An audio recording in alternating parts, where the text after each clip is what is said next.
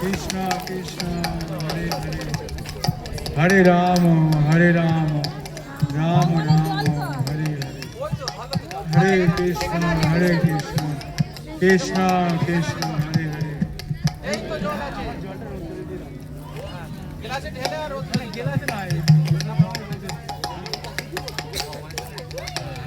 ওইটা ঢেলে না নিয়ে দিয়ে বাকিটা রোদ্দুরে রেখে দাও ও বোতলটা মানে রোদ্দুরে চেয়ারে বসে রাখবে ওই চেয়ারটা রেখে দেবে বোতলটা রোদ লাগবে হরে কৃষ্ণ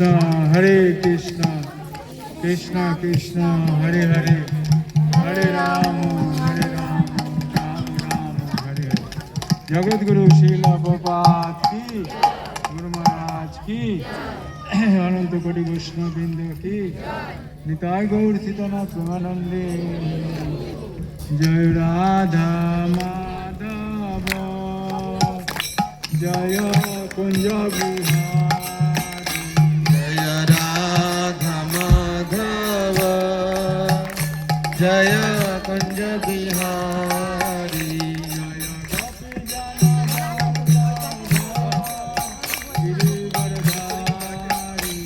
জয় গোপী জনবল্লভ গিরিবরধারী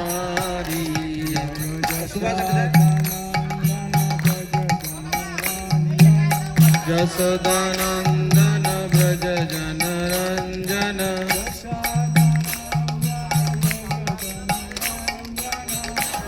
যশোদানন্দন ব্রজ জনরঞ্জন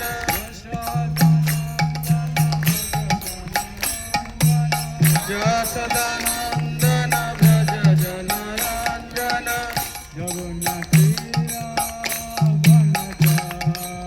যমুনা তীরা বনচারী জয় কৃষ্ণ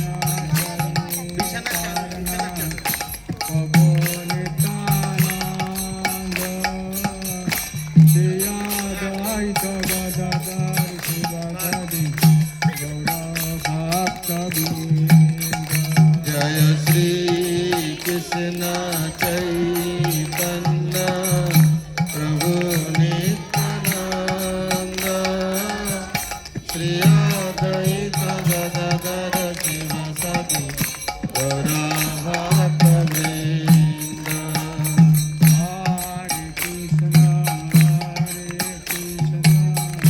কৃষ্ণ কৃষ্ণ হরে হরে হরে রাম সবাই বলো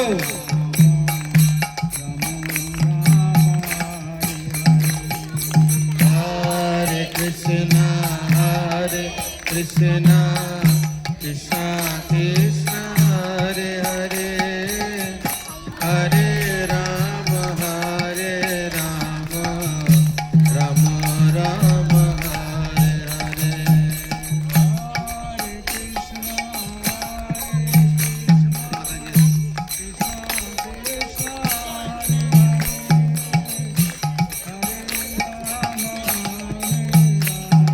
তুলসী মাতাজি একটা চেয়ার দে তো মাতাজি আসছে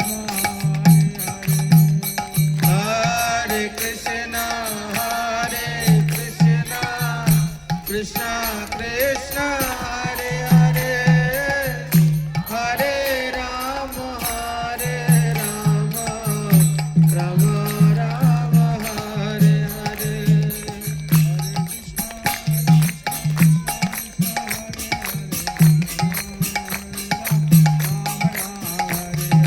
हरे कृष्णा कृष्ण कृष्ण हरे हरे हरे राम राम राम हरे हरे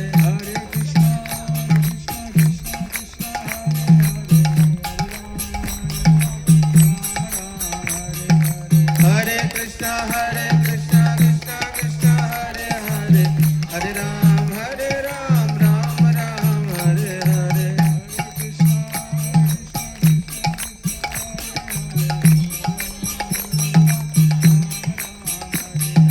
हरे कृष्णा कृष्ण कृष्ण हरे हरे हरे राम राम राम हरे हरे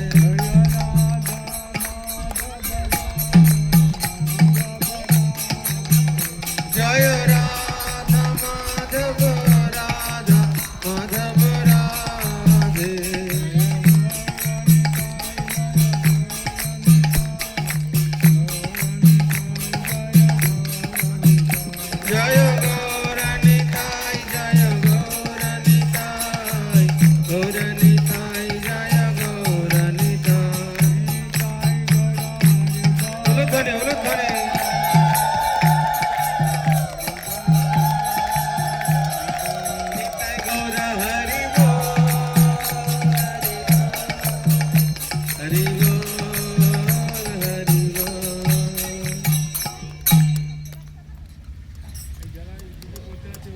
জায়গা যারা এইদিকে এখানে এসে বস, ওখানে অনেক জায়গা আছে, ওখানে চলে গিয়ে হরে কৃষ্ণ কৃষ্ণ কৃষ্ণ হরে হরে হরে রাম হরে রাম।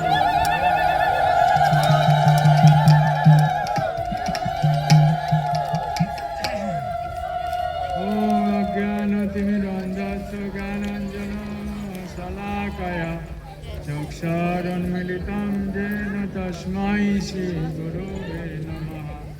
श्रीचैतन्यमनोभीष्टं स्थापितं येन भूतले स्वयं रूप कदा मह्यं ददाति सापदान्तिकं।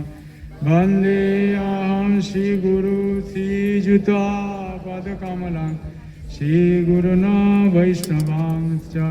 श्रीरूपं सग्रजातं सहगणरघुनाथं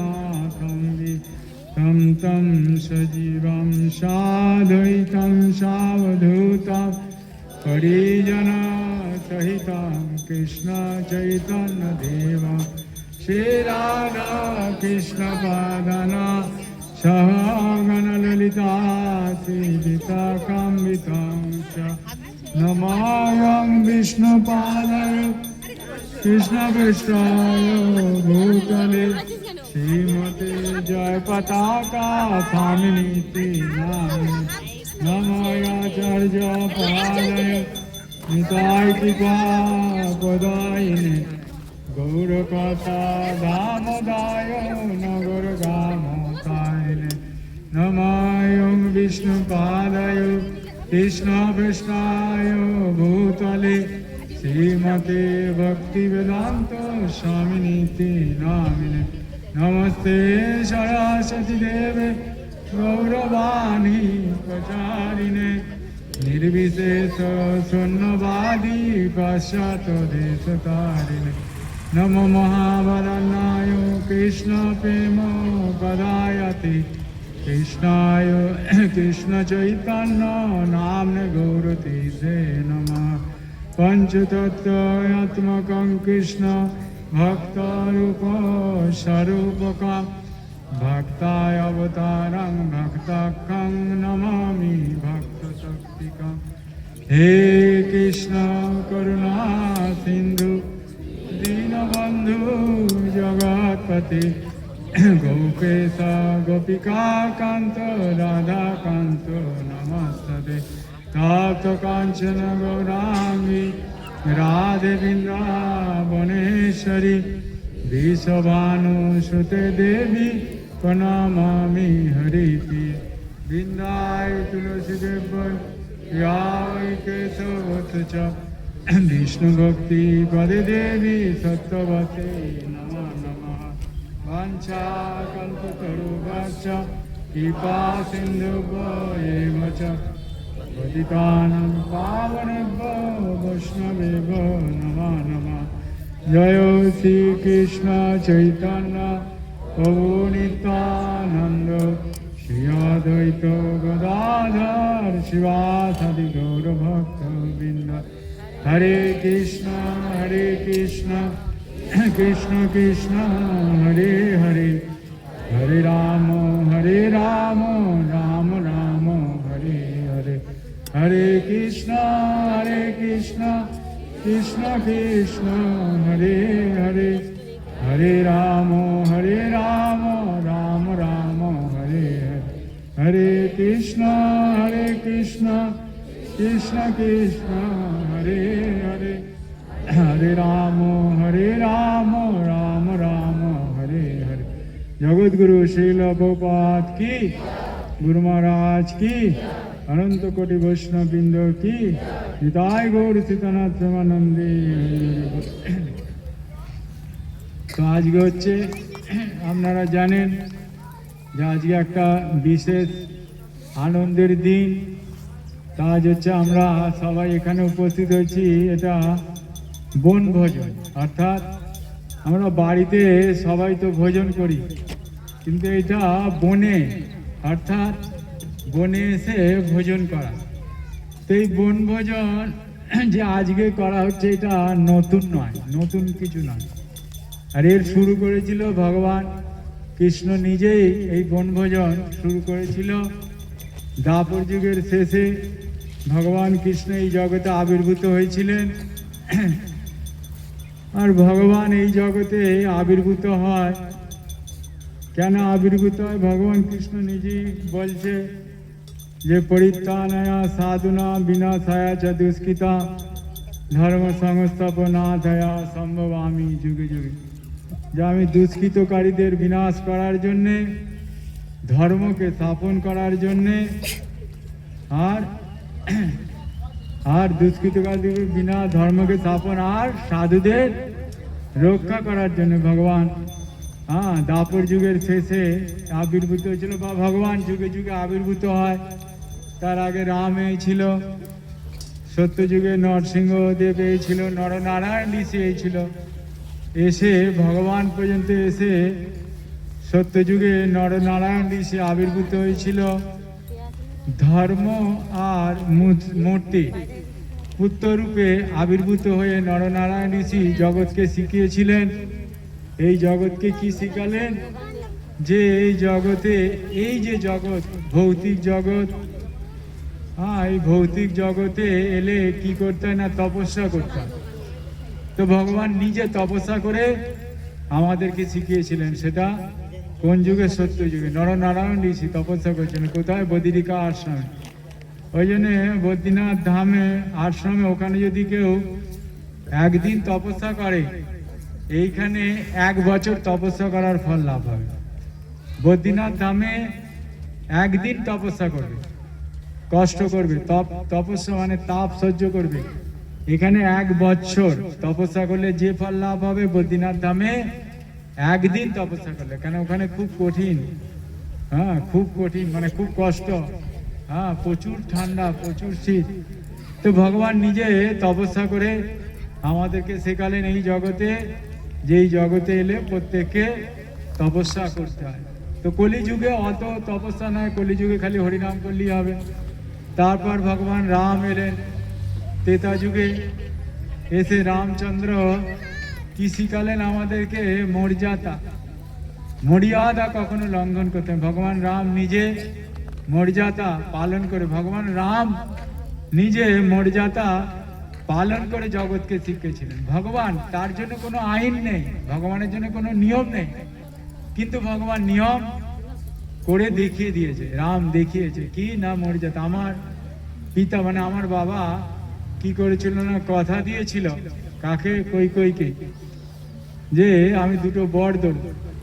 আর সেই বর কি চেয়েছিল না, একটা হচ্ছে রাম 14 বছর বনে যাবে আর ভরত রাজা হবে। বোঝা গেল?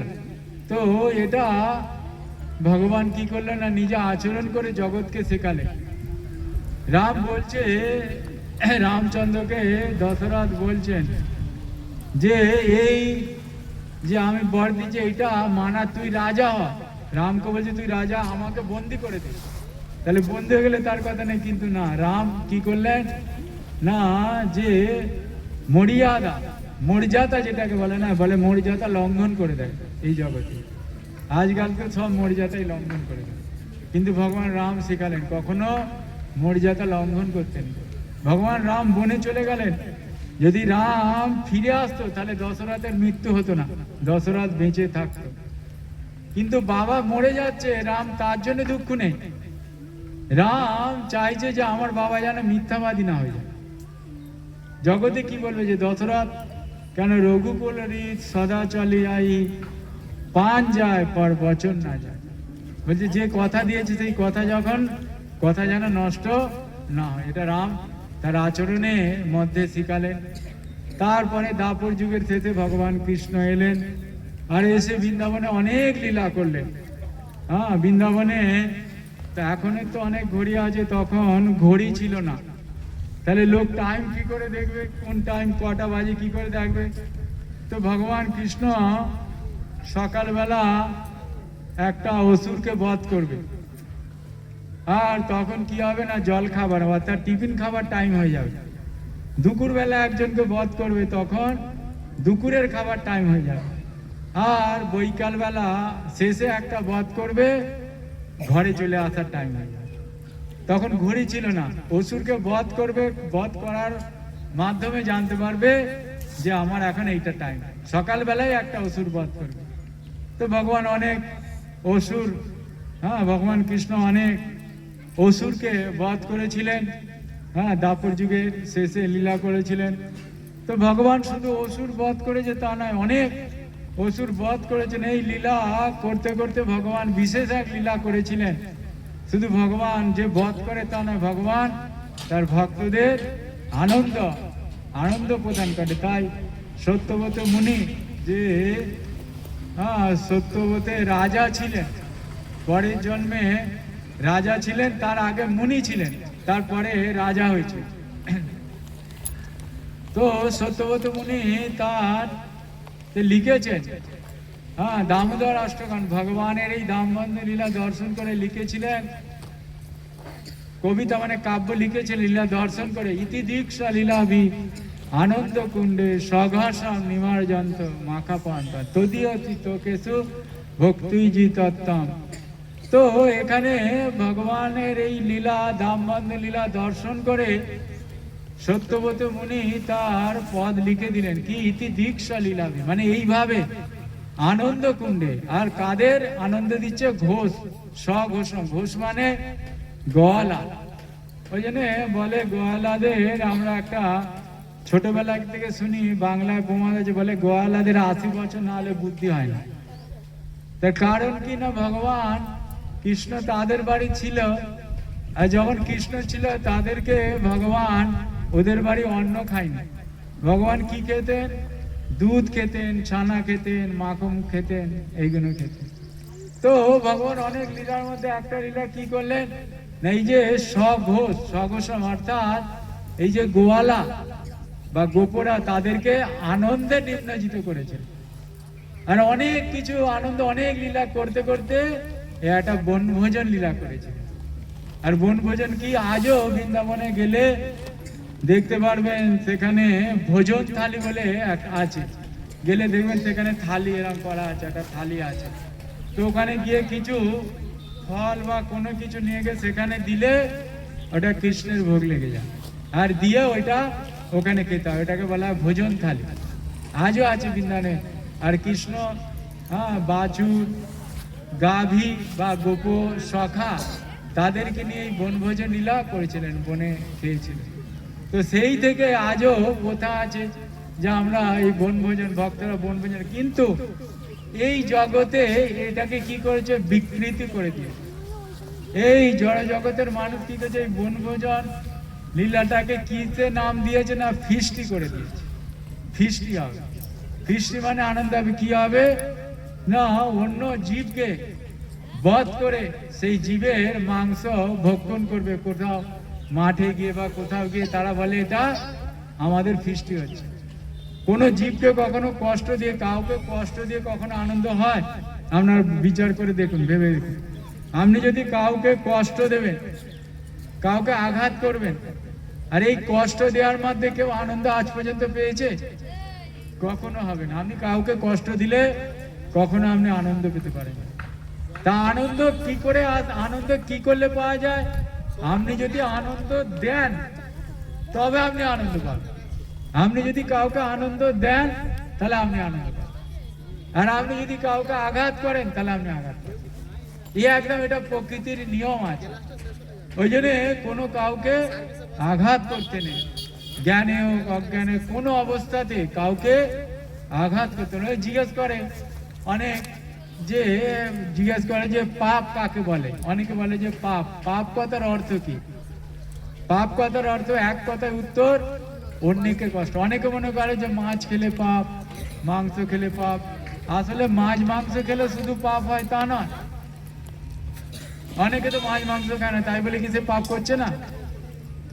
মাছ মাংস খাওয়া পাপ নয়, মাছ মাংস খাচ্ছে, অন্য জীবকে কষ্ট দিচ্ছে পাপ। এক কথায় উত্তর হচ্ছে অন্যকে আঘাত করা। তাই জীবনটাকে এমন ভাবে অতিবাহিত করা, এমন ভাবে জীবনকে চলা, যে আমার দ্বারা কেউ যেন উদ্বেগ না পায়, উৎকণ্ঠা না পায়, কষ্ট না পায় আমার দ্বারা, তাহলে আমাকে সেইভাবে সেই নিয়ম আমি আগেই বলেছি। রামচন্দ্র কি করেছিল, ত্রেতা যুগে এসেছিল, এসে তিনি মর্যাদা কি করে পালন করতে হয় শিখেছিল।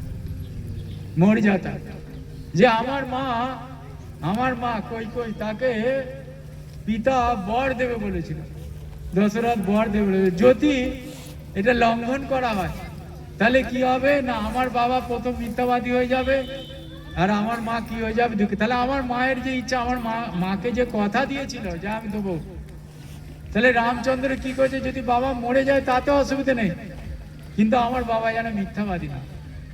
তো সেই জন্য আমাদের জীবনে এমন ভাবে অতিবাহিত করা উচিত, যেটা যে নিয়ম আমাদের মেনে চলা উচিত। আমরা যেখানে যে আছি, যে যেখানে আছি, ভক্তি আমাদের সেই নিয়ম মেনে যদি আমরা করি, তাহলে আমার দ্বারা কেউ কেউ উদ্বেগ প্রাপ্ত হবে না, উৎকণ্ঠা প্রাপ্ত হবে না, কষ্ট প্রাপ্ত হবে না। যেখানে যেরকম নিয়ম, গুরুদেব যাকে যেখানে রেখেছে, যাকে যেখানে যে সেবা দিয়েছে, হ্যাঁ, এই জগৎটা সব ভগবানের। আপনি যেখানেই যাবেন, আমাদের এই ইস্কন হচ্ছে সারা পৃথিবীতে ইস্কনের প্রচার। ইস্কনে কখনো সূর্য ডোবে না। ইস্কনে এমনই একটা সংস্থা, তার কোনোদিন সূর্য ডোবে না। তার কারণ না, আপনি দেখুন আজকে আমাদের এখন দিন, আমেরিকায় দেখুন এখন রাত্রি হয়ে গেছে। আবার দেখবেন আমাদের এখানে যখন রাত হয়ে যাবে, আমেরিকায় দেখবেন সূর্য উঠে গেছে। তাহলে সেখানে মঙ্গল। এখানে যদি সন্ধ্যা আরতি হয়, কোথাও মঙ্গল আরতি হচ্ছে। আবার কোথাও যদি মঙ্গল আরতি হয়, কোথাও দেখবেন ভোগ আরতি হচ্ছে। মানে সারা পৃথিবী, ইস্কন হচ্ছে সারা পৃথিবী। তাহলে এই সারা পৃথিবী ইস্কন, এই প্রভুপাদের সংস্থা, তাহলে এই সারা পৃথিবী যে ইস্কনে আমি কিভাবে চলবো, এটা আমাকে শিখতে হবে, জানতে হবে। যদি আমি মনে করি আমি আমার যেটা মনে হচ্ছে আমি আমার মতন করে চলবো, তাহলে কি হবে না, আমি ভক্তি যথাযথ লাভ করতে পারবো না। যেরকম গুরুদেবরা যাকে যেখানে যেরকম দায়িত্ব দিয়েছে, গুরুজনরা আছে, আমাদের ইস্কনে জিবিসিরা আছে, তারপরে গুরুদেবরা আছে, তারা যাকে যেখানে যেরকম দায়িত্ব দিয়েছে, ঠিক সেইভাবে আমরা যথাযথ যদি পালন করি, তাহলে আমার থেকে না কেউ উদ্বেগ প্রাপ্ত হবে, না না কি বলে কারো কষ্ট হবে, না কারো আঘাত লাগবে। এমন কিছু করা উচিত নয় যে আমার থেকে কেউ আঘাত পাবে, কষ্ট পাবে। তাহলে কি হয়ে যাবে না, সেই আঘাতের ফল আমাকে ভোগ করতে হবে, আমার কষ্ট। আমার জীবন আনন্দময়, ভক্তি জীবন মানে আনন্দময় জীবন। তাহলে ভক্তি পথে এসে আমরা আনন্দ পাচ্ছি না, অনেক সময় আনন্দ পাই না। তার কারণ কি, নিশ্চয়ই আমার থেকে আমি কাউকে উদ্বেগ বা উৎকণ্ঠা বা কাউকে কষ্ট দিই। তাই আমাকে এমন ভাবে জীবন করতে হবে, গঠন করতে হবে, না এমন ভাবে চলতে হবে যে আমার থেকে যাতে কেউ না আঘাত পায়, না কষ্ট পায়। আমাদের আচার্যরা বলছে জব দুমালা কম করো চলবে, ভক্তি কম করো, ধীরে ধীরে করো। অনেক আছে কি করে, ভক্তি খুব করতে যায়, খুব ভক্তি করে, আর যত খুব ভক্তি করতে যাবে তার ফলে কি হবে না, কোথাও কাউকে আঘাত করে দেবে, কাউকে উদ্বেগ দেবে। তার ফলে কি হলো, তারা অনেক ভক্তি করতে গেল, হয়তো 100 ভক্তি করেছে, 90% বাদ চলে গেল, তাহলে রইলটা কি? 95, 100 করেছে, 100ই বাদ চলে গেল। কিন্তু যদি 10% ভক্তি করে, তা থেকে বাদ না যায়, কেউ যেন উদ্বেগ না পায়, উদ্বেগ বা কষ্ট, মনোকষ্ট আমার থেকে যদি না পায়, যদি এইভাবে সে জীবনযাপন করে, তাহলে কি হবে, তার ভক্তি কম হলেও সেইটা কি হবে, তার চিরস্তরে ধীরে ধীরে ভক্তি জীবনটা। আচার্যরা বলছে, প্রভুপাদ বলছে ভক্তি জীবন এরকম নয়, অনেকে খুব ভক্তি করছে, ওইটা যত খুব করতে যাচ্ছে, খুব করতে যাচ্ছে, অনেক করতে যাচ্ছে, করতে গিয়ে কি করবে, ঠিক যেরকম আপনি দেখুন, আমরা বোঝালে আপনারা বুঝতে পারবেন। আপনি যদি হাই রোডে যাবেন, তা হাই রোডে যত জোরে গাড়ি নিয়ে যাবে, এটাও একটা রোড, এই রোডে কি ওই অত জোরে গাড়ি নিয়ে যাওয়া যাবে? তাহলে যাওয়া যাবে না। তাহলে আগে বিচার করতে হবে যে আমি আমার ভক্তি কোন স্তরে আছে, আমি কোন স্তরে ভক্ত। অনেকে আছে 416 জপ করে, অনেকে আছে 816 জপ করে, অর্থাৎ 2 লক্ষ নাম জপ করে। আমি করতে গেলে পারবো? আমার পক্ষে সম্ভব? আমার পক্ষে সম্ভব। তাহলে আমার পক্ষে কতটা, আমার যদি 2 মালা জপ করা সম্ভব, আমি 2 মালা করবো। আমার 10 মালা করা, আমি 10 মালা করবো। তাহলে আমার পক্ষে যতটা ভক্তি করা সম্ভব, আমার অনুসারে যে এটা আমার প্রতিকূল, এই ভক্তিটা করলে আমার যথাযথ থাকবে। তাহলে আমাকে এই বুদ্ধির দ্বারাই ভক্তি করতে হবে, যে আমি এতটা ভক্তি করব, করলে এটা আমার হয়ে গেল। কিন্তু আমার ক্ষমতা কম, আমি অনেক করতে যাবো, তাহলে কি হবে? অপরাধ করবো, মর্যাদা লঙ্ঘন হবে, ফলে কি হয়ে যাবে? আমার ভক্তি বিঘ্ন হবে, আমি আনন্দ পাওয়ার জায়গায় নিরানন্দ হয়ে যাবে। সেই জন্য আমাকে বুদ্ধির দ্বারা, ভক্তি জীবনটা খুব বুদ্ধির দ্বারা চলতে হবে, যে আমার কতটা ভক্তি করা উচিত, আমি সেইভাবে যদি আমি ভক্তি করি, তাহলে ভক্তি কম হোক, আমার থেকে যদি কেউ আঘাত না পায়, ভক্তি কম হোক, তাহলে কি হয়ে যাবে? ওই ভক্তিটা একটু একটু একটা বলে না, তিল তিল তিল তিল করতে করতে কি হয়? তাল হয় না? একটু একটু করতে জমাতে জমাতে কি হবে? একটা বিশাল হবে। কিন্তু যদি আমি একবারে অনেক করতে যাবো, তাহলে কি হয়ে যাবে? কখন বিঘ্ন হয়ে যাবে, যেটা করলুম সেটাও নষ্ট হয়ে যাবে। তাই ভগবান কৃষ্ণ এই জগতে এসেছিলেন দ্বাপর যুগের শেষে, আর এসে অনেক লীলা করেছিলেন। তার মধ্যে একটা এই বনভোজন লীলা করেছিলেন। বনে এসে এটা এই ঘরে খাওয়া হয়, কিন্তু বনে খেলে বনে এক আনন্দ পাওয়া যায়, বুঝা গেল? সবাই মিলে। আর এটা ঠিক এই শীতকালায় রোদ্দুরে বসে সবাই মিলে একে অপরের সঙ্গে একটু হরিনাম করা, কৃষ্ণ করে, একটু নৃত্য করা। আমি আজকে বেশি কথা বলা হবে না, আর একটুখানি 1 মিনিট বলবো, তারপরে কি হবে? ভোগ লেগে গেছে, একটু সবাই মিলে আনন্দ করা হবে, কীর্তন করা, একটু খেলাধুলা করা। এইভাবে করে কি হবে?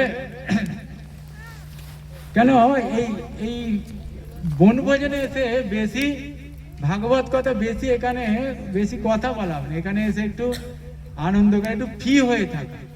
কিরম করে থাকতে হবে? একটু ফ্রি থাকতে হবে, সবাই ফ্রি হয়ে একটু নাচবে, একটু কি বলে কীর্তন করবে, একটু সবাই মিলে হরিনাম করবে, একটু সবাই মিলে আনন্দ করা। তো যাই হোক, ভগবানকে এই যে আজকে আমরা এটা আজকের না, এটা কৃষ্ণ নিজেই বনভোজন লীলা কি করেছিল। এটাকে কি বলা হয়? না, থালি ভোজন, এটাকে কি বলা হয়? পুলিন ভোজন। আর একটা কি বলা হয়? মানে প্রথম যে করে তাকে কি বলা হয়? প্রথম যে না, প্রথম করলে কি বলা হয়, তা সেটাকে কি বলা হয়? প্রথম যদি কেউ করায় সেটাকে কি বলা হয়? হ্যাঁ, কি বলা হয় প্রথম করলে? হ্যাঁ, উদ্বোধন করে। আর একটা কি বলে? আর একটা কি বলে? না, আর একটা কি বলা হয়? প্রথম কেউ করলে সেটাকে কি বলা হয়? যে এই জগতে প্রথম শুরু করলো, তাহলে সেটাকে কি বলা হয়? না, ওটা একটা আছে, কি বলা হয়? এটাকে কে বলতে পারবে? হ্যাঁ, এটাকে কে শুরু করলো? যদি বলে না, এটাকে শুরুটা কে করলো? শুরুটা কে করেছিল? হ্যাঁ, আবিষ্কার বলে, আবিষ্কারটা ইংরাজি। হ্যাঁ, উদ্ঘাটন। আর একটা আছে উদ্বোধন। উদ্বোধন বলা হয়। আরো একটা নাম আছে, হ্যাঁ, সূত্রপাত বলা হয়। হ্যাঁ, প্রতিষ্ঠা। এটাকে প্রতিষ্ঠা, মানে এটাকে প্রথম শুরু কে করেছিল? বনভোজন প্রথম শুরু কে করেছিল? না, কৃষ্ণ প্রথম করেছিল। তারপরে আমাদের ইস্কন যখন প্রভুপাদ করলেন, তখন প্রভুপাদ এটাকে শুরু করলেন। মানে অন্যেরা কি করে, যে এই বনভোজনটাকে কি করে, ওরা মনে করে এটাকে ফিস্টি করে। অ্যাকচুয়ালি এটা ফিস্টি নয়। আমরা কি করি, কৃষ্ণ যেরকম আমাদেরকে, কি আমরা যেটা করি সেটা কৃষ্ণকে সন্তুষ্ট করার জন্য। বোঝা গেল? কথা ক্লিয়ার হয়েছে? আমরা যা কিছু করি কৃষ্ণকে সন্তুষ্ট করার জন্য। কিন্তু যারা কৃষ্ণ ভক্তি করে না, তারা যা কিছু করে কিসের জন্য করে? নিজেকে আনন্দ দেওয়ার জন্য করে, তা নিজেরা আনন্দ পায়। তারা ইন্দ্রিয়কে তৃপ্তি করায়। কথা বোঝা গেল? অন্যেরা কি করে? যারা ভগবানের ভক্ত নয়, তারা কি করে? নিজের সুখের চিন্তা করে, নিজের ইন্দ্রিয় তৃপ্তি বা নিজের সুখের চিন্তা করে। কিন্তু কৃষ্ণ ভক্ত কি করে? কৃষ্ণকে সন্তুষ্ট করার। বোঝা গেল? ক্লিয়ার? বোঝা গেল? কৃষ্ণ ভক্ত কি করে? যা কিছু করে কাকে সন্তুষ্ট করার জন্য? কৃষ্ণকে সন্তুষ্ট। তাহলে আমরা আজকে যা করছি কাকে সন্তুষ্ট করার জন্য? কৃষ্ণ। কেন? কৃষ্ণই এটা শুরু করেছিল, যে বনে আসবে। হ্যাঁ, বনে বা মাঠে। বন কথার অর্থ হচ্ছে, আমরা বন মানে হচ্ছে বৃন্দাবন। বোঝা গেল? এই লীলা প্রথম কোথায় হয়েছিল? সূচনা বৃন্দাবনে হয়েছিল প্রথম। এই লীলা, এই বনভোজন শুরু হয়েছিল বৃন্দাবনে। হ্যাঁ, ভগবান কৃষ্ণ নিজে এটা সূচনা করেছিল। বোঝা গেল? এটা ভগবান নিজে করেছিল। সেই থেকে তারপর আমাদের ইসকন প্রতিষ্ঠা করেছিল প্রভুপাদ। বোঝা গেল? ইসকনকে প্রতিষ্ঠা করেছিল প্রভুপাদ। গৌড়িয়া মঠকে প্রতিষ্ঠা করেছিল ভক্তি সিদ্ধান্ত সরস্বতী ঠাকুর।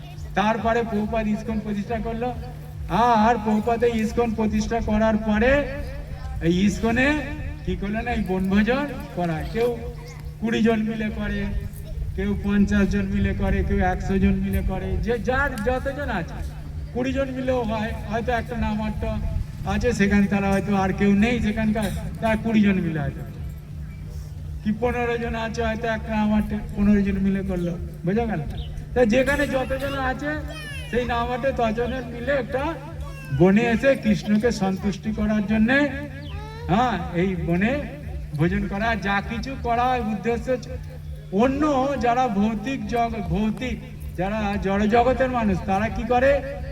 নিজের সুখের জন্য এসে তারা অন্য জীবকে কষ্ট দিয়ে, তারপরে মদ খেয়ে এইটা করে তারা কি করে? আনন্দ উপভোগ করে। কিন্তু আমরা যা করি কৃষ্ণকে সন্তুষ্ট করে। আর কৃষ্ণ যদি সন্তুষ্ট হয় তাহলে কি হবে? আমরা আপনা থেকে আনন্দ হয়, আত্মা থেকে। দেখুন, দেহ থেকে সুখ, মন থেকে শান্তি, আর আনন্দ হয় কোথা থেকে? আত্মা থেকে আনন্দ। তা আত্মা থেকে আনন্দ কখন হবে না? আত্মা যখন পরমাত্মার সেবা করে। বুঝা গেল? আত্মা পরমাত্মা, অর্থাৎ প্রতিটা হৃদয়ে পরমাত্মা বিষ্ণু আছে। আর সেই বিষ্ণুকে যখন প্রসন্ন করবে তখন আপনা থেকে সে প্রসন্ন হবে। কিন্তু এইটা যারা ভৌতিক জগতের মানুষ জানে না, তারা কি মনে করে? না, আমাদের ইন্দ্রিয়, আমরা ইন্দ্রিয়কে সুখ ভোগ দেবো। অর্থাৎ চোখ, কান, নাক, এই যে ইন্দ্রিয় আছে, বোঝা গেল? এই যে ইন্দ্রিয়গুলোকে তারা সুখ দেওয়ার জন্যে তারা কি করে? ইন্দ্রিয়ের সুখের জন্য করার চেষ্টা করে, যার ফলে কি হয়? তারা দুঃখী হয়ে যায়। তারা হাজার চেষ্টা করেও যে সুখী হব, কখনো সুখী হতে পারে না। কেউ মদ খেয়ে বা অন্য জীবকে কষ্ট দিয়ে, অন্য পশুর মাংস আহার করে মদ খেয়ে কখনো সুখ হয়, আনন্দ হয়? ওরা যে ফিস্টি করতে যায় বলে, দেখবেন অনেকে আছে বাসে করে নিয়ে যাচ্ছে, চলো দীঘায় নিয়ে যাবো বা অমুক জায়গায় নিয়ে যাবো, ফিস্টি করতে নিয়ে যাচ্ছে। তো ওখানে নিয়ে গিয়ে কি করবে? মদ খাবে বা অন্য পশুকে হিংসা করবে। তো ওইটা কখনো আনন্দ হবে? ওইটা আনন্দ কিরম হবে? ওটা মন ভোলানো, মন থেকে আনন্দ হবে। আনন্দ তো মন থেকে হয় না। আনন্দ কোথা থেকে হয়? আনন্দ হয় আত্মা থেকে। আনন্দ হয়, আনন্দ কোথা থেকে হয়? আত্মা থেকে আনন্দ হয়, মন থেকে আনন্দ হয় না। মন থেকে আনন্দ হবে। দেহ থেকে কি হয়? দেহ থেকে সুখ হয়, দেহ থেকে সুখ, আর মন থেকে শান্তি, আর আত্মা থেকে আনন্দ। তাহলে মন থেকে যে শান্তি হবে, ও দেখবেন মন থেকেও শান্তি হচ্ছে না, শান্তি পায় না।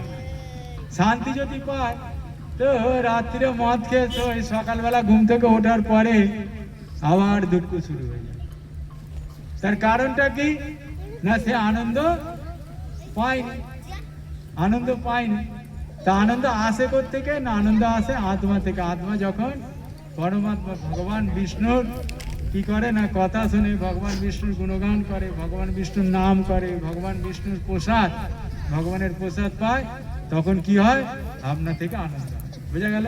ঠিক আছে, তাহলে আমরা আগের বছর আমাদের করা হয়েছিল, হ্যাঁ, এক জায়গায় আগের বছর হয়েছিল, আমরা গেলে রথতলা আমাদের করা হয়েছিল। এবছর আমরা আবার এখানে জায়গাটা ভালো, রোদ্দুর, সবাই রোদ্দুরে বসেছে, হ্যাঁ, সবার আনন্দ লাগছে। ঠিক আছে, একটু খেলাধুলো করা, একটু ঘোরা বনেতে। ঠিক আছে, তাহলে আজকে আমরা এখানে, আজকে আর বেশি কথা হবে না। আজকে আমরা এখানে একটু হরিনাম করা হবে, কীর্তন করা হবে, তারপরে আমাদের ভোগ লেগে গেছে, তারপরে প্রসাদ হবে। তাহলে এখন একটু সবাই মিলে কিছু প্রাইজ আছে, আগে প্রাইজ তাহলে দিয়ে দেওয়া হোক, নাকি আগে কীর্তন হবে, কোনটা হবে? তো তাহলে আগে প্রাইজ দেওয়া হবে, তারপর সবাই উঠে 5 মিনিট একটু নৃত্য করবে, আর করার পরে তারপর প্রসাদ, তারপর আবার যেখান থেকে আমরা এসেছি সেখানে আবার আমরা ফিরে চলে যাবো, ঠিক আছে? হরে কৃষ্ণ हरे कृष्णा कृष्णा कृष्णा हरे हरे हरे राम राम राम हरे हरे। तो हरे অনেকে আছে খুব ভক্তি করে, ওইটা ভালো না। আবার অনেকে আছে একদম করে না, সেটাও ভালো না। বোঝা গেল? কোনটা কোনটা খুব ভক্তি করতে যাচ্ছে তাহলে সেটা ভালো কেন নয়? না, আমি যে রোডে আছি আমাকে সেই রোডে সেই অনুসারে গাড়ি চলতে হবে। আমি আছি একটা ছোট রাস্তা, সেখানে যদি 80 বা 100 কিলোমিটার স্পিড গাড়ি হয় তাহলে কি হবে? অ্যাক্সিডেন্ট হবে। আমি যখন হাই রোডে চলে যাব তখন আমাকে 80, 70, 80, 100 যেতে হবে। অর্থাৎ আমি যখন উচ্চ স্তরে চলে যাব, বড় ভক্ত হয়ে যাব, তখন আমি অনেক ভক্তি করতে পারি। কিন্তু আমি এখন আছি কোথায়?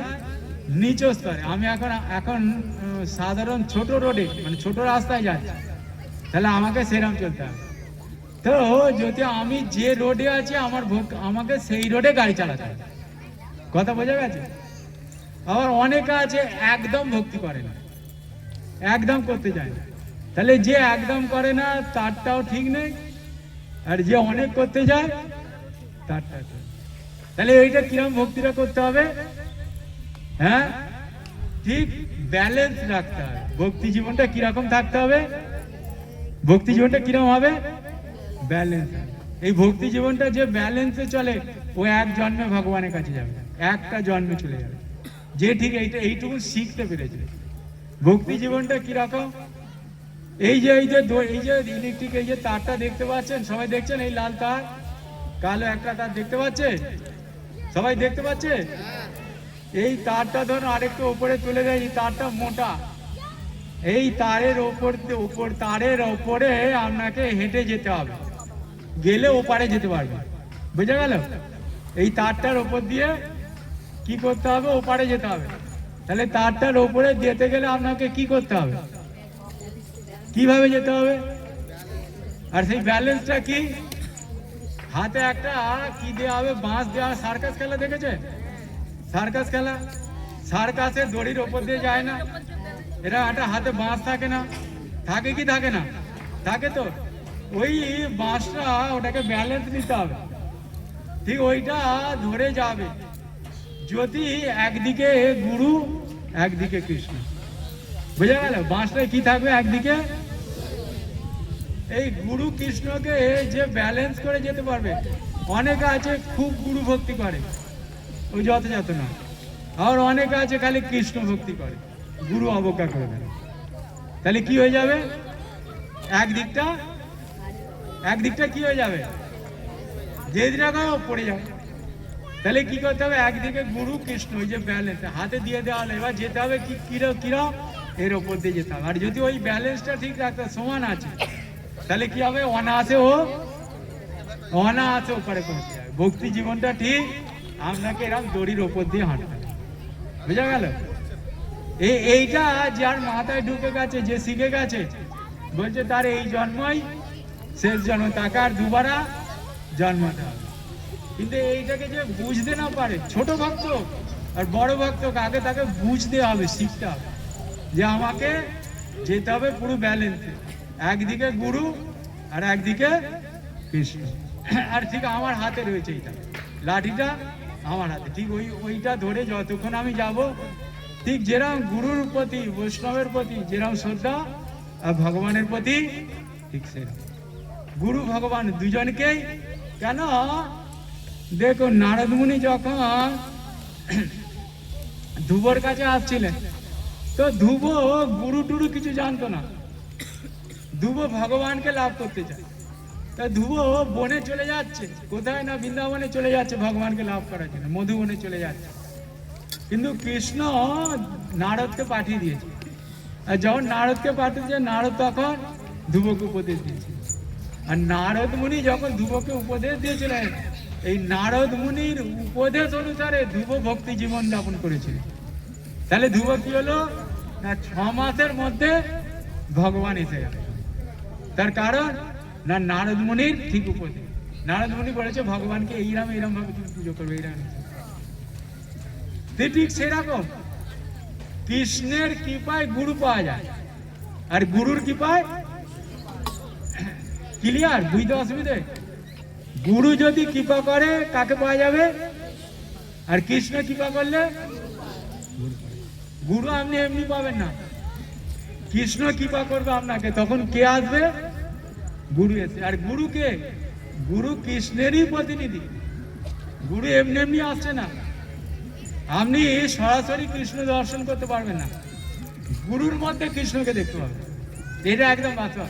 কেন? গুরু কৃষ্ণ রূপে আপনার সামনে আসবে যদি আপনি যথাযথ ভক্তি করে থাকেন।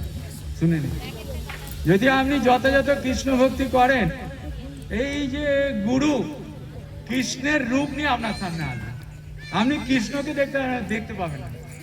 কেন? এই চোখ দিয়ে কৃষ্ণকে দেখা যাবে না, কিন্তু গুরু আসবে কি রূপে আসবে? কৃষ্ণের রূপে, গুরুর মধ্যে কৃষ্ণকে দর্শন। ওই জন্য বলে না, দীক্ষাকালে শিষ্য করে আত্মসমর্পণ, আর কৃষ্ণ সেই সময় সেই শিষ্যকে গ্রহণ করে। ওই জন্য গুরুর কৃপায় কৃষ্ণ, আর কৃষ্ণের কৃপায় গুরু। তাহলে দুইটা কি ঠিক রাখতে হবে। একটা যদি কম হয়ে যায় তাহলে কি হয়ে যাবে? আপনি ফেলে যাবেন। গুরুর কৃপায় কৃষ্ণ, কৃষ্ণের কৃপায় গুরু, বুঝে গেল? আর গুরু আছে শিক্ষা গুরু, দীক্ষা গুরু, পথ পদার্থ গুরু, শিক্ষা গুরু। ওই জন্যে আমাদের এক আচার্য সুভাষ স্বামী গুরু মহারাজ বলছিলেন, বলছে অনেকে দীক্ষা নেওয়ার জন্য খুব কি বলে ব্যাকুলত হয়ে যায়, দীক্ষা। সুভাষ স্বামী গুরু মহারাজ বলছিলেন, বলছে যদি যথাযথ শিক্ষা লাভ না করতে পারে, বলছে ও দীক্ষা নিয়ে ওর দীক্ষা সেরকম লাভ হবে, ফল হবে। কে বলছে এই কথাটা? সুভাষ স্বামী গুরু মহারাজ বলছিলেন মায়াপুরে। হ্যাঁ, যেখানে দীক্ষা অফিস, মানে যেখান থেকে দীক্ষা আছে অফিসে উনি জানাচ্ছেন, বলছে যদি শিক্ষা লাভ না করতে পারে হয়তো দীক্ষা হয়ে গেল। অনেকে আছে কি দীক্ষা নেওয়ার জন্য যেভাবে হোক, হ্যাঁ এইটা খাইয়ে দিয়ে, ওইটা খাইয়ে দিয়ে, সেইটা করে, এটা করে, সে কোনো ভাবছে আমি দীক্ষাটা নিলে আমি আমার আর কাজ করছে বলে। কিন্তু গুরু মহারাজ বলছে তুমি যদি শিখতে না পারো তাহলে তোমার দীক্ষার লাভ হবে না, ততটা লাভ হবে না। সেই জন্য শেখার খুব গুরুত্ব আছে, আগে শিখতে হবে। কোন তত্ত্বদ্রষ্টা পুরুষের কাছে তোমাকে দীর্ঘদিন ধরে তার তত্ত্বাবধানে থেকে থেকে থেকে থেকে কৃষ্ণ শিখতে হবে। আজ দেখুন দ্বাদশ মহাজন আছে, দ্বাদশ মহাজনের অন্যতম হচ্ছে ভীষ্মদেব। তা ভীষ্মদেব মহাজন কি করে হলো? তার কারণ হচ্ছে ভীষ্মদেবের গুরু ছিলেন পরশুরাম। তো ভগবান পরশুরামের কাছে ভীষ্মদেব অস্ত্র শিক্ষা লাভ করেছিলেন। তাই ভীষ্মদেব যোদ্ধা ছিলেন, অস্ত্র শিক্ষা, ধনুষ্বাণ কি করে চালাতে হয় এই অস্ত্র শিক্ষা লাভ করেছিলেন পরশুরামের কাছে। কিন্তু এই আধ্যাত্মিক শিক্ষা লাভ করেছিলেন কার কাছে? জাহ্নবীর কাছে। যে জাহ্নবী নবদ্বীপে ছিলেন, যার জানুকে চালা করে গঙ্গাকে বার করে দিয়েছিলেন। আর ওই দিন থেকে ওনার নাম হয়ে গেল জাহ্নবী, অর্থাৎ জাহ্নবীর কন্যা এই গঙ্গা, আর গঙ্গার পুত্রকে ভীষ্ম। তাহলে ভীষ্মদেবের দাদু হচ্ছে কে? জাহ্নবী। ওই জন্য ভীষ্মদেব কি করেছিলেন? তার দাদুর কাছে এসেছিলেন, আর দাদুর কাছে এসে দীর্ঘদিন ধরে এই ভগবত ভক্তির শিক্ষা লাভ করেছিলেন দাদুর কাছে। আর এই যে দেখবেন ছেলে বাপের ছেলে আদরে, বাপ তার ছেলে আদরে, কিন্তু নাতি তার থেকে বেশি।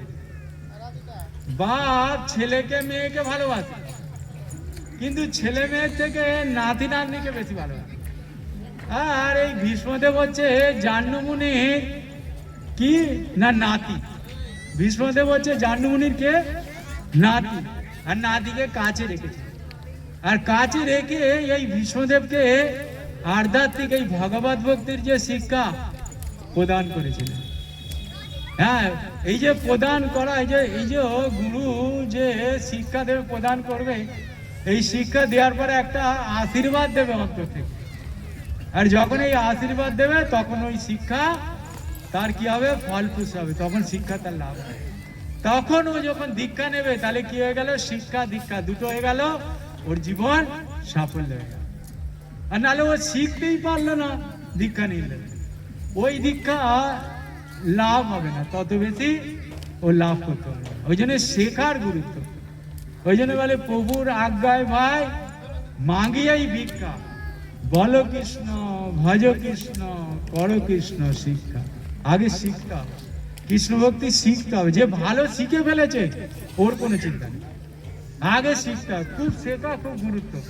শেখাটাকে এই আধ্যাত্মিক শেখাটাকে এত সহজ, অনেকে সহজ মনে করে বই পড়েছি ফোন দেখেছি আমি শিখে গেছি। হবে না, বই পড়ে হবে না, ফোন দেখে না। এ কোনো তত্ত্বদ্রষ্টা গুরুর কাছে থাকতে হবে, যে এই তত্ত্বজ্ঞান জানে, তার কাছে থেকে তাকে সন্তুষ্টি করতে হবে।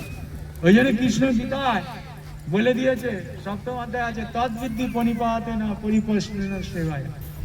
বলছে তুমি তত্ত্বদ্রষ্টা পুরুষের কাছে, কৃষ্ণ বলে দিচ্ছে তদ্বিদ্ধি পরিপাতে, তুমি তার কাছে গিয়ে পরিপাত, তার কাছে বিনম্র, খুব বিনম্র চিত্তে তার কাছে যাও।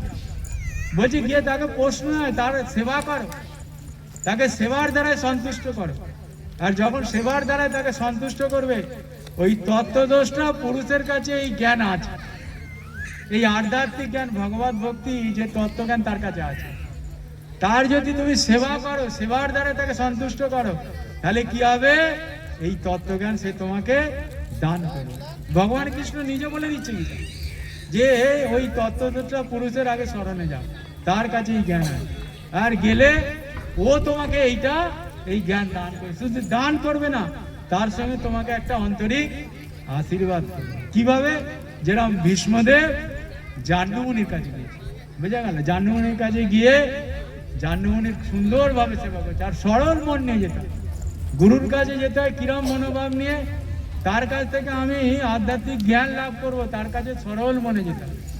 সরল মন নিয়ে গেলে তার কাছে যে জ্ঞান আছে, সেই জ্ঞান সে তোমাকে দান করে। আপনারা দেখুন, আপনি যদি একটা MBBS ডিগ্রি লাভ করতে চান, ডাক্তারি, আপনাকে মেডিকেল কলেজ নরক, সেখানে গিয়ে 5 বছর পড়ে থাকতে হবে।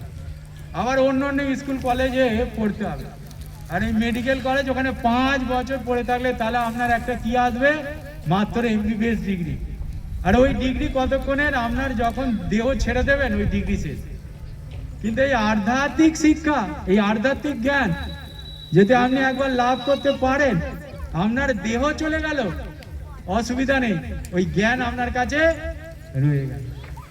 দেহ চলে যাচ্ছে, আধ্যাত্মিক জ্ঞান এমনই শক্তিশালী, আপনি যদি মারা যাবেন তাহলে আপনার লস নেই। কেন না? ওই আধ্যাত্মিক শিক্ষা যে আপনি লাভ করছেন, ওই শিক্ষা আপনার কাছে। কেন? ওই শিক্ষা কোথায় না? আধ্যাত্মিক শিক্ষা হচ্ছে আত্মার সঙ্গে, আর জড় শিক্ষা হচ্ছে দেহের সঙ্গে। ওই জন্য জড় বিদ্যা, স্কুল কলেজ থেকে আপনি যতই বিদ্যা লাভ করুন, উকিল হন, জজ হন, ইঞ্জিনিয়ার হন, যাই হন, ওই শিক্ষা দেহের সঙ্গে, দেহ চলে গেল সে। আধ্যাত্মিক শিক্ষা আত্মার সঙ্গে। আপনি মরে যান, মরে গেলে কি হবে? ওই যে শিখেছে ওইটা কিন্তু পরের জন্মে, ওইটা পরের জন্মে, ওই যতদূর শিখেছে ওই শিক্ষা পরের জন্মে কাজে লাগে। ওই জন্যে তত্ত্বদ্রষ্টা পুরুষের তত্ত্ববোধনে থেকে এই আধ্যাত্মিক শিক্ষা লাভ করতে হয়। যদি কেউ লাভ করতে পারে, তার জন্মান্তর তার সার্থক হয়ে যাবে। ঠিক আছে? হরে কৃষ্ণ কৃষ্ণ কৃষ্ণ হরে হরে, হরে রাম রাম রাম হরে হরে।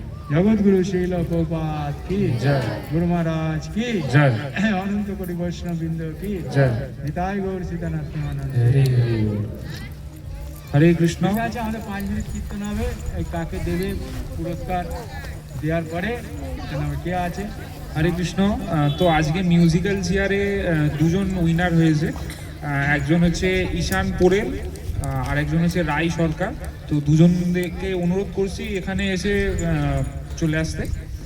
আর হাড়ি ভাঙাতে একজনই সাকসেসফুল হয়েছে, যার নাম হচ্ছে বিদেশ মোশেল। তো তাকে আমরা স্টেজে ডেকে নেব। হরে কৃষ্ণ। প্রথমে আসছে ঈশান পোরেল।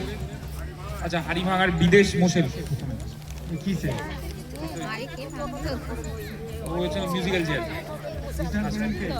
ঈশান পোরেল এইটা? হ্যাঁ, ফটো তুলবে না? হ্যাঁ, ওই দিকে দেখো, ওই দেখো। তো ওনার জন্য সবাই মিলে আমরা কীর্তন করবো একবার, সবাই দুহাত তুলে বলবেন হরে কৃষ্ণ কৃষ্ণ কৃষ্ণ হরে হরে, হরে রাম রাম রাম হরে হরে। ঠিক আছে, তারপরে কি আছে? তারপরে আছে আমাদের রাই সরকার, ওইদিকে উনি মিউজিক্যাল চেয়ারে মহিলাদের সেকেন্ড ব্যাচে ফার্স্ট হয়েছে। তো ওনার জন্য আমরা সবাই মিলে একবার কীর্তন করবো হরে কৃষ্ণ ফটো তুলছি, হরে কৃষ্ণ কৃষ্ণ কৃষ্ণ হরে হরে, হরে রাম রাম রাম হরে হরে। তারপর হাড়ি ভাঙায় একজন সাকসেসফুল হয়েছে, ওনার নাম হচ্ছে বিদেশ মোশেল।